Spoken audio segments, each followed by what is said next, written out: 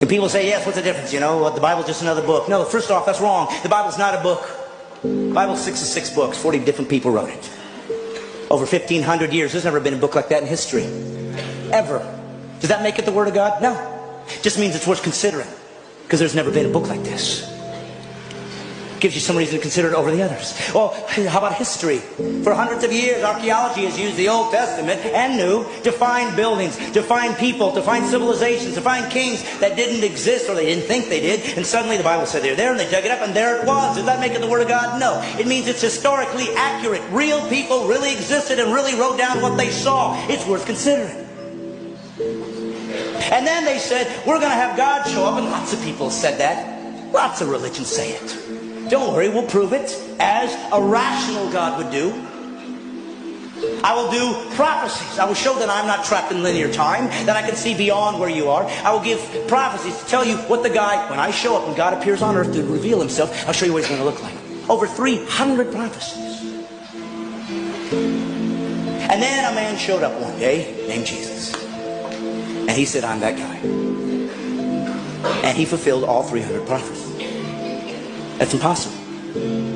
People could say, well, yes, they just wrote it afterwards and filled it all in. But we know that the first Greek translation of the Old Testament was done 250 years before Jesus was born.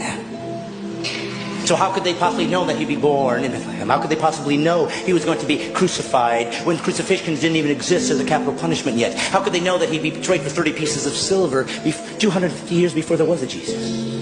Does it make it the Word of God? No, but it's starting to get close. And then Jesus said he would fulfill these things and did miraculous things to prove I'm not just a guy talking like everybody else. Look what I've done. And some people believed and some didn't. That's how humans are. And then he said this, I'm going to prove it to you. I'm going to die. And I'm going to come back to life. Nobody's ever done that. And he died.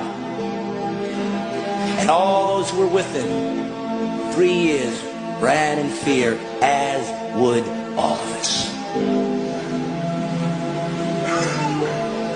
And they ran away and they said, I guess we were wrong. And then something happened. Something happened that made all these guys come back and be willing to be martyred for this belief system, except for one. Of course, John was sent off, but everybody died a martyr's death. What was it for? Because they thought they were going to get rich? There was no riches here. There was no riches. The Roman government hated them. They wanted them destroyed. They'd use them as people that could be eaten alive by animals for sport and entertainment. You were kicked out of your culture. The Jews weren't going to take you in, so there was no value there. There was nothing good here. There was nothing here to gain. And they all still died for what? Because they found a new religion? No, for one reason. They said this. I saw him die. And I saw him come back. And that's it. You don't have to believe it. And why did he die? So you could have a perfect life? No, so you didn't have to go to hell. Well, I don't believe in a God who would send people to hell. He didn't give hell for you. That's what's great about Christianity. It gives you all the answers. Hell was created for the devil and his angels. But it was part of the rules he put into nature, into the nature that we live in. That anybody that rebel against him, this is where they're going. So once we did that, he could have bailed out. Sorry, you're going to hell. He did. He said, don't worry, kids, I'm coming down. So if you go to hell, you chose it. And you will not sit there and argue with me. You'll know what you've done. And if you're an atheist, let me tell you something. That's your dilemma.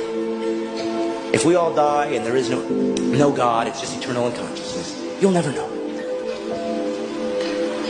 But if you're wrong, you'll know forever. And it's not a gamble anybody should take. Well, what are you saying? I should just believe in Jesus so I don't go to hell? Pretty much.